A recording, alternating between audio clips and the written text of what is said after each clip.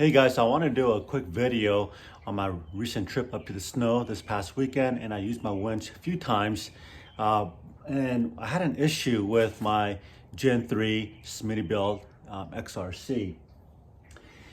So we had a situation where a full-size truck with a snowmobile was in the ditch, and I was pulling him out.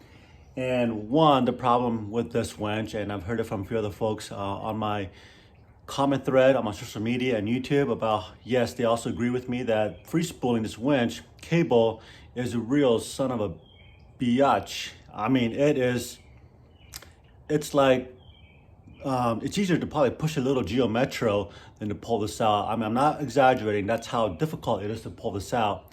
So free spooling is not really an option unless you're a tough guy, but it shouldn't be that difficult. The only way to get that winch cable out was to use the remote to pull the line out.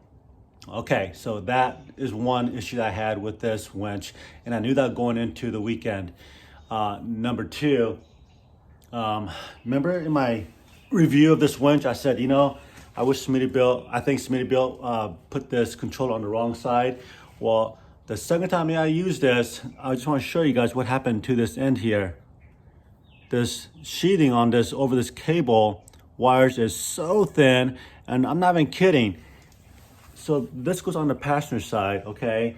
And I'm using my winch on my driver's side. So it doesn't take much to kink this end of the cable like this.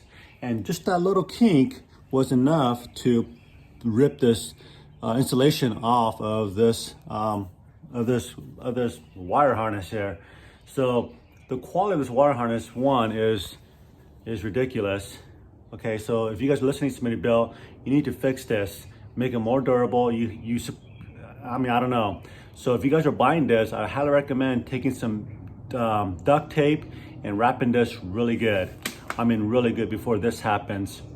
Or keep it on the passenger side and then reroute it maybe to the passenger door and then over to the driver's side. I think there's enough cable here, but again, that's kind of ridiculous. And I kind of knew that, had the premonition that this was gonna happen, and it happened on my first day of use. Number three, about 4 to 5 times it stopped working. So in the mid-winching of that truck out of the snow ditch, the winch actually stopped. And I had to wiggle this. I don't know if it was the cable itself that was loose, but I had to wiggle it, let it sit for about 5 seconds, and then the light on the controller came on. And it did this 5 times, so it was very frustrating that, I had to go through that process. And it was getting kind of dark towards the end, and this LED light, it's so bright in your face, okay? Like you're winching like this, here's the grip. It's like in your face, and its LED is super bright, and it's like almost blinds you, and then you look away and you have the night, what do you guys call that? Like a night flash where you see stars, so that is ridiculous. This light, although it's kind of a good concept, but it's ridiculous. And also, as it was stopping, I was looking at the indicator here to see if I seen any red lights to sense it that this is overloading, and it wasn't the case at all. It just stopped working 5 to 6 times. So right now I'm gonna rip this thing off, and I bought this on Amazon, and I'm gonna send it back.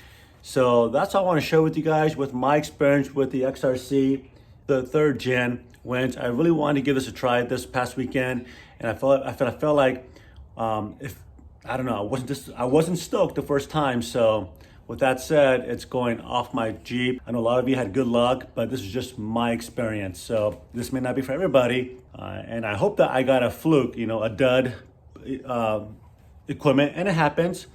And a lot of you probably use yours without any problems, which is great. But these are some of the issues that I ran into, and I hope that you don't. So that being said, I'll see you guys in the next video.